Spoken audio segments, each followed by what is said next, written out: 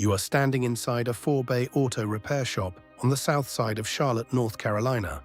The concrete floor smells like motor oil and brake dust. The fluorescent lights hum above 4 hydraulic lifts. There is a Camry on Bay 2 with its hood up. You just signed the purchase agreement. $380,000. $120,000 from savings you spent 9 years building at a logistics company. $260,000 from an SBA loan that required your personal guarantee. Your signature is still wet on the last page. You walk through the bays. You touch the lifts. You look at the alignment machine. You check the air compressor. Everything appears solid. The retiring owner told you this shop does $800,000 a year. The books confirmed it. The broker confirmed it. You believe them. The retiring owner handed you the keys in the parking lot. He smiled. He shook your hand twice. He said, "You are going to do great." He drove away in a paid-off truck. You never saw him again.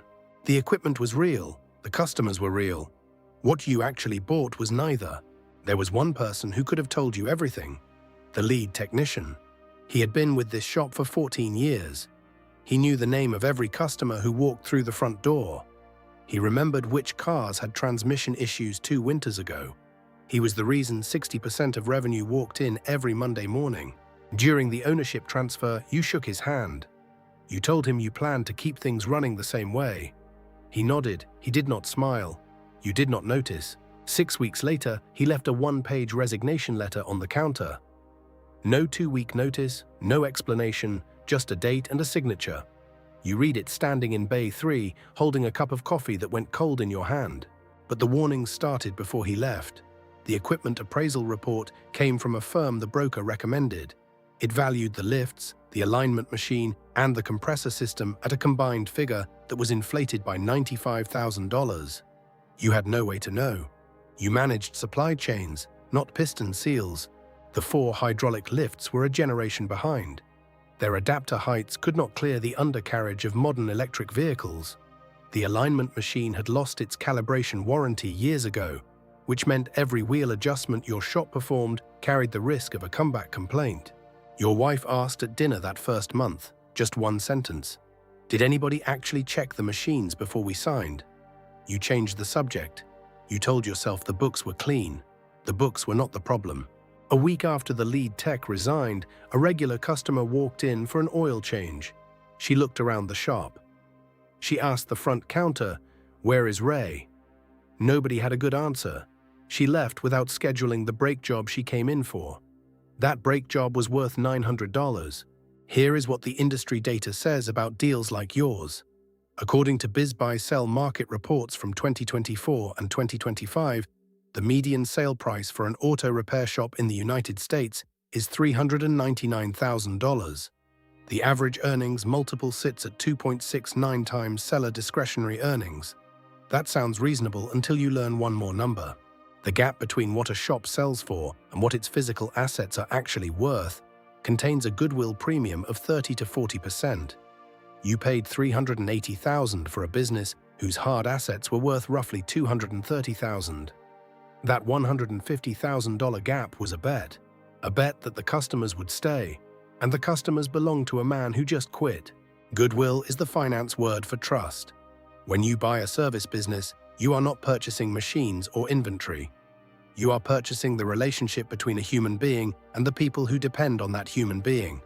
The moment that human being walks out, the goodwill walks out with them. The spreadsheet does not have a column for that.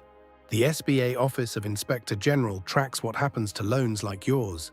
For auto repair acquisitions funded by SBA 7A loans, the default rate reaches approximately 23% within 5 years. Nearly 1 in 4 buyers loses everything. Let me show you the real cost of what you inherited. Every dollar you needed to spend before earning a single one. The EPA remediation alone cost you $47,000 out of pocket.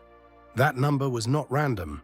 North Carolina requires commercial tank owners to pay a $20,000 deductible, then cover 40% of all remaining cleanup costs through the state trust fund. Your total cleanup bill reached $87,500. The state covered its share. You covered yours. Nobody warned you. You did not buy a business. You bought a list of invoices addressed to you. 3 traps hid inside one deal. First, equipment appraised at book value, not physical condition, inflating worth by $95,000. Second, underground oil containment that failed EPA compliance, costing $47,000 in remediation.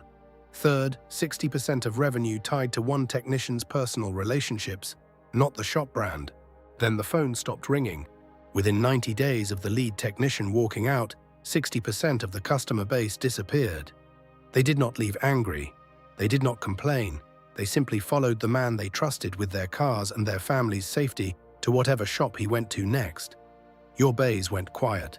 Monthly revenue dropped from $66,000 to $26,000. The oil changes and tire rotations still came in. But the high-margin jobs, the transmission rebuilds, the diagnostic work that billed 50 hours on a single repair order, those vanished with the one person qualified to perform them. Your gross profit margin collapsed from 60% to 50% because the remaining work carried lower labor rates and thinner parts margins. But your fixed costs did not move. Rent stayed the same, insurance stayed the same, the SBA loan payment stayed the same. Every single month, $30,000 walked out the door before you touched a wrench. You started doing the oil changes yourself. You watched 3 YouTube videos on how to use the alignment machine. The first car you aligned came back 2 days later with uneven tire wear. The customer did not yell. She just never came back. That silence was louder than any complaint. This is what your bank statement looked like by month 4. The notification arrived on a Tuesday at 2:14 in the morning. Your SBA auto payment of $2,480 could not be processed. Insufficient funds. You stared at the ceiling for 40 minutes before getting out of bed. You started staying late, not to work. There was no work to do. You sat in your truck outside the shop at 11 p.m., looking through the windshield at 4 empty bays, doing math on your phone. The numbers never balanced. They could not balance. You posted job listings for a replacement technician, ASE Master certified. You offered $65,000 a year, which was above the local average. 3 people applied. 1 had no certifications. 1 wanted $75,000.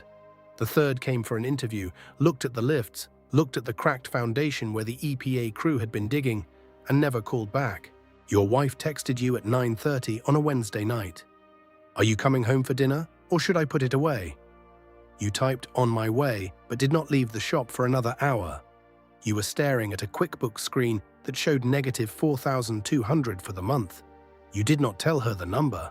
You cancelled the family beach trip to Outer Banks that your kids had been counting down to since January. You told them maybe next summer. Your daughter asked why. You said work was busy. The shop had never been less busy in its entire history. After 60 days of missed payments, the bank reclassified your loan to default status. Your credit score dropped 140 points in a single reporting cycle. The SBA activated its guarantee claim and sent a formal demand letter. 60 days to respond. The letter mentioned the Treasury Offset Program, which is the federal government's legal right to garnish 15% of your wages from any future employer without a court order. The shop was open, the owner was already gone. When you signed the SBA loan, you signed a personal guarantee. That means the legal wall between your business and your personal life does not exist. Your house in Charlotte, the one you and your wife bought in 2019, is now collateral. The bank filed a lien. The same house where your daughter asked about the beach trip. You searched online for SBA loan forgiveness at 1 in the morning. You found the Offer in Compromise program. It allows the SBA to accept a reduced payment if you prove total financial hardship.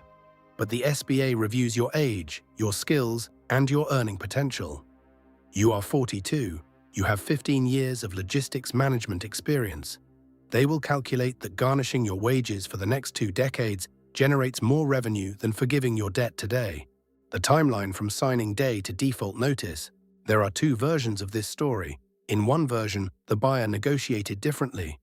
He required a Phase 1 environmental assessment before closing, which would have cost $3,000 and uncovered the underground contamination. He hired an independent equipment appraiser instead of trusting the broker's report.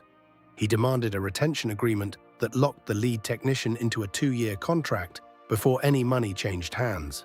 3 conditions separate survival from collapse. First, never accept an equipment appraisal paid for by the seller. Second, Phase 1 environmental assessment is not optional for any auto service property. Third, if more than 40% of revenue follows one employee out the door, the goodwill you paid for does not exist. In the other version, which is the statistically likely one, the buyer trusted the process. He trusted the broker who earned a commission on closing speed, not on accuracy. He trusted the seller who spent the last 3 years draining the equipment instead of maintaining it. He trusted the spreadsheet instead of the concrete underneath it. The broker collected his fee on closing day. The seller deposited the check within 48 hours. Neither of them had any legal obligation to disclose the condition of the lifts or the status of the underground containment. In most states, as is means exactly what it sounds like. You bought the problem, now you own it. Where 23 out of every 100 buyers end up. Somewhere in Charlotte, a 42-year-old man drives past a shop with the lights off. The lifts are still inside. The alignment machine still sits in Bay 4. The sign still has the old name on it. He does not pull into the parking lot. He keeps driving. He spent 9 years saving $120,000. The shop spent 6 months turning it into a federal debt. The SBA does not care about your story. It cares about your signature. And your signature said you would pay, no matter what the lifts were worth. The next time someone tells you that buying an existing business is safer than starting one, ask them one question. Safer for who? Because the broker already got paid, the seller already retired, and the only person still sitting in that empty shop at midnight is you.